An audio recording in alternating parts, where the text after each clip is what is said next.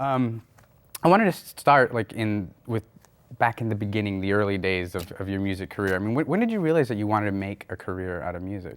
I kind of didn't realize it until it actually started happening. I had always really wanted to do it. I always kind of knew I would. But I'm very realistic and I'm very much a perfectionist, so there's no way I was going to rely on a dream. Right. So I was getting ready to go to college to do other things, and then once it started happening, I was like, yeah, I knew it was going to. Just like that. I was like, yeah. Well, how old were you when the first what was the first moment where you realized well, this is actually taking hold of my life? I was 17. It was the day of a volleyball championship game, and I went to. It all revolves around sports somehow, but I went to. Before the game, I went to Santa Monica and played 6 songs for this guy who owned a label, and that was after that day. I said, "All right, I can do this. Let's do it." You got the confidence right there. Do you remember what the first song that you ever wrote was? I'm not sure exactly because I've thrown them all away and never looked at them again. They were so hideous, but I think I know one of them was called Shoes. And it was about shoes and boyfriends. So. All the important things. Those are important things to write about. Somebody's got to do that. Luckily, you've progressed beyond that these days from listening to the album, which is a great record, by the way. Thank you. You've been pretty vocal about your experiences with your parents' divorce when you were younger. How has that affected you, that particular situation affected you as a musician and as a songwriter? Well, I think it's affected me as any other personal experience has, but much deeper, just much deeper, on a much deeper level. It's funny, I can write a really happy song and still some of that anger just seeps up, and I don't know how it does it. You can't help it. Right, no. But, you know, it's been a ride. Yeah. That whole. You know, I was happy about the divorce. I wanted a divorce. Why? So, yeah. My dad's an alcoholic, just not a nice guy. So, right. Yeah. So it was a healthy thing to do for everybody. That was the best day of my life. And since then, it's been just going uphill. So. Did your relationship with your mother or father, specifically after the divorce, has that affected you as a musician or as an artist? Yeah, both. I mean, you mentioned a lot of, anger somehow seeps in somehow. So. With my father, the relationship ended at that point. I haven't spoken to him since. And that, of course, has had a humongous effect in very positive and negative ways towards my music, because I did look at him, he was like my mentor growing up with music, and I've looked at music, and music reminds me of him, so every time I write a song, I think of him, even though I'm trying to write songs so I don't have to think about him anymore. But at the same time, my mom, we kind of molded together, and she was a humongous support to me. So that helped in music as well, because she had always said to me, you can do it. Whatever you want, you can do it. Don't ever let anybody tell you can't. So that was humongous to me. Is not talking to him something that you want to change, or are you okay with that right now? It depends on the day. Right. It really does depend on the day. Around Father's Day, gets a little weird. Sure. But I just got to go with the flow. Right. It's funny because I'll write a song and I'll be like, I'm over it. I'm not angry anymore. And then I'll write another song about how angry I am. And I'm like, all right, listen to yourself, Well, So. the sounds of it, it sounds like you write music very instinctually, then you kind of just let it happen. It's not very calculated on your part. It's very much therapy for me. Yeah. Is writing music hard work ever? No. No, it comes easy to you. Yeah, it does. I know. Everybody, I hate to say it because I don't mean it cocky at all, because it's just something that I was lucky enough to be handed, and I grew up with it, which is why it's very easy for me. I watched before I could talk, my father write songs, and to me it was just such a natural thing that it was really in my blood. So, it's not really so much playing musical instruments, it's really not so much singing, it's the songwriting that was really, pushed into my blood. So. What do you think you've learned about songwriting? I mean, you've been writing songs not for an enormous amount of time, but obviously there's a progression. I mean, you went from writing about shoes and boyfriends to these really intimate, personal songs. What's the most potent lesson that you've learned about songwriting? Well, I found that the reason why you write immature songs is because you're trying so hard to worry about rhyming or structure or what are people going to think is cool. And I found that the more you just relax and the more you let it happen, that the more mature and the more it seems to flow. And those are the songs that really are good songs, are the ones that feel effortless, you know, coming out. So it also seems like a lot of the songs are remarkably honest on the record. They're very almost confessional. Yeah. I mean, do you ever have difficulties being confessional, or do you ever step back and after writing a song and think, whoop, that's a little too much. That's a little it's revealing a little too much. Yeah, I do, but then I realize, I do. Sometimes I go, whoa, you know, can't believe I said that. But I would never change it, which is the thing. You know, I believe that some people in therapy need to be shocked into the truth, and that's how I am. So it's not really, I don't do it to shock other people. Sometimes I just kind of have to slap myself in the face. You're trying to shock yourself. Yeah. That's interesting. Yeah.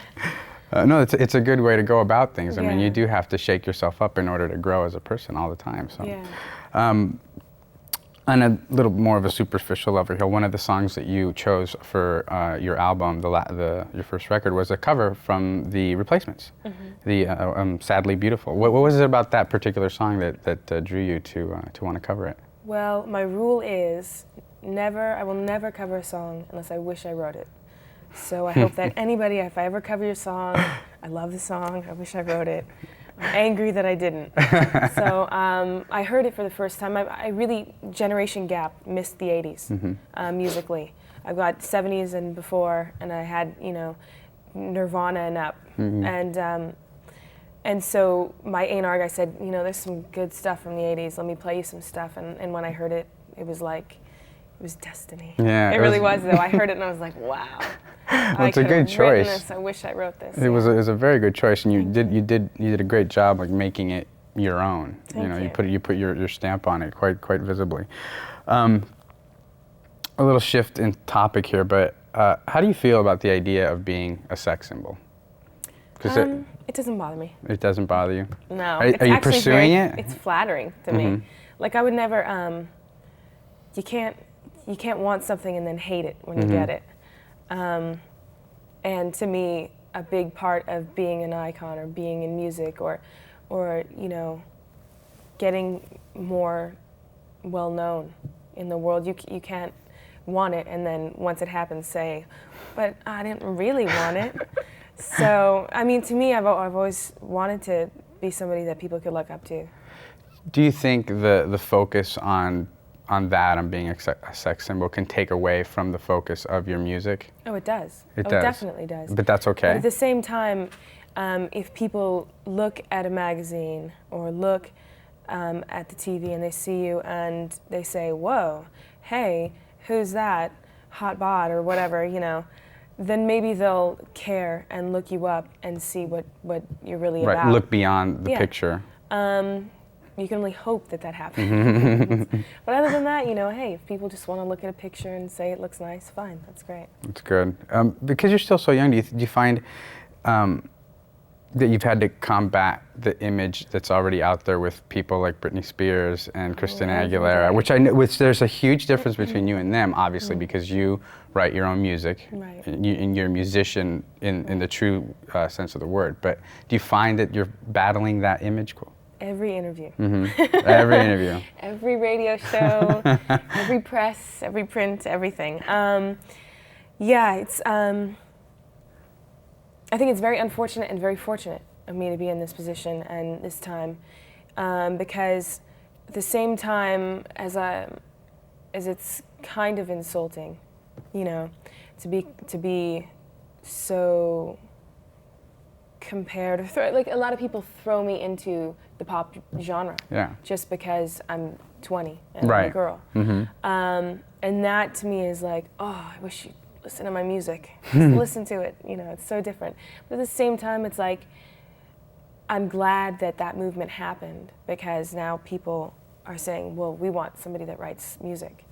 So I've gotten a lot of really good feedback. So it's you know, it's all positive. Were you ready for that kind of thing for when your album first came out? And I knew it would you happen, knew this would happen, Yeah, that it'd be a battle. It's probably going to take, you know, the next record before people really, you know, put aside the image thing and listen closely. Well, I'm the type of person that won't appreciate it unless I have to fight for it anyway. So That's perfect. It's working out great for me. That's good. That's good.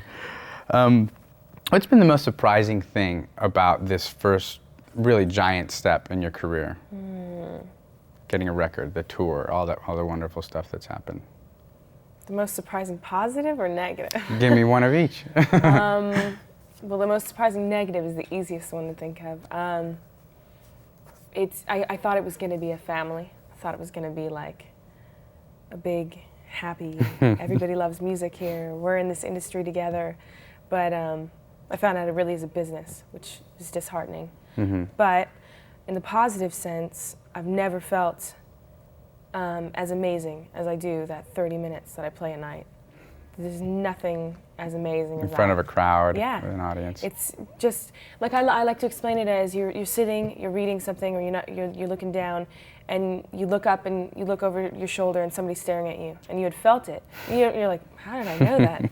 That energy, multiply that by the amount of people sitting in a club or standing in a club, that's really how, it's really enormous. It's a humongous feeling. Are you ready to deal with that on a bigger level in terms of being famous? Yeah. Oh yeah. You're ready for it? I'm ready. I definitely took my time getting ready. I did about 2 months where nobody was allowed to hear me because I was terrible. I'd never played live in my life before I was signed. So I said, as soon as the day the record was delivered, I said, okay, get me a band. Let's get a band. I'm terrible. We need to get good, you know. So we went in and we just rehearsed, and I learned how to, you know, sing on a mic with monitors. I learned, you know, with in-ears, without in-ears. I learned with drums directly behind you, with, you know, how to tell people higher, lower. It's really, really overwhelming. So I took a lot of time, and then I slowly got into the LA scene, and then went out on a little tour, and then went out on a bigger tour, and then a bigger tour. So I mean, I've really been progressing so that it would happen very naturally. So I'd be ready when it happened. So now with all this stuff behind you, all the learning and all the obviously the first step of the record and the first tour and all that stuff, what are you going to do differently next time around? Lots of things. Yeah. What's the biggest? Starting with the album. I'm going in with the band, with the band that I've been touring with, taking them all in, and that's going to be who plays on the record. I loved the studio musicians that I worked with, but to me, it's so much more emotional when you have a group of people that you've played with, and it just, you can feel it, really you can. And I'm going to go in and I'm going to do a lot more of the production. I'm going to be a lot more of a part of it. And I'm going to do a lot more of the songs that I wanted to do, that, you know. That didn't happen the first time around? No. You were kind of told which ones were better? I was very much pushed back and forth. I was young, naive, just wanted everything to go smoothly. But yeah, this time around, man, I know what songs I want to do. I know how I want them to sound. And is this stuff all written already? Yeah. Oh yeah. It's all done. Touring. I mean, I haven't put anything down for a year and a half. That's how long ago we decided what songs were going to be on the album. So I mean, I've probably like 80 songs since then. So maybe 60. 80's too many. 60. But especially this last trip on the road, wrote a lot of songs in the van with guitar. You know, just no hotel rooms. Very good. So. Well, one other thing I want to mention, and it's just because the press, every article that I read on you before we met today, seems to bring up your athletics, which you mentioned earlier, and the whole. You hear that? Yeah. I'm the bad girl that didn't turn the cell phone off. You're not the first. No. You're not the first. At least it's not a really annoying one. It's not like a Beethoven song or something. Okay. I'm sorry. Go again. Right. That's all right. My question was basically about when you were in high school. You were on the boys' wrestling team, which I mean, I'm sure most of your fans know this by now, but not everybody. How did that happen? Gosh, I can't remember exactly how it happened, but I remember seeing the sport. watching some of my friends do it and saying, I want to do that, and I can, and I'm going to. And I don't know what possessed me to walk up to the coach. I walked up to the coach one day and I said, what do I need to do to get on the wrestling team? I can do it. What do I need to do? And he said, run cross country. I said, all right, I'm doing it. All right. And I will never do that again in my life. Running 7 miles a day is not my cup of tea. But it was amazing. It was really, really amazing. See, because I had always been in team sports where you have your best game, you hit 3 home runs, and the team loses, you have to suck it up and not celebrate. And that's fine. Teamwork is a great lesson to learn. But I really wanted an individual side of a sport as well. And in wrestling, you're doing it for the team, but if you lose, you didn't work hard enough. Right. You didn't run fast enough. You didn't train hard enough. And if you won, it was all your glory. That was it. It was you. So to me, it was a fight. It sounds like a good preparation for becoming a solo. It was humongous. Musician. It really was. It was great. It was great discipline.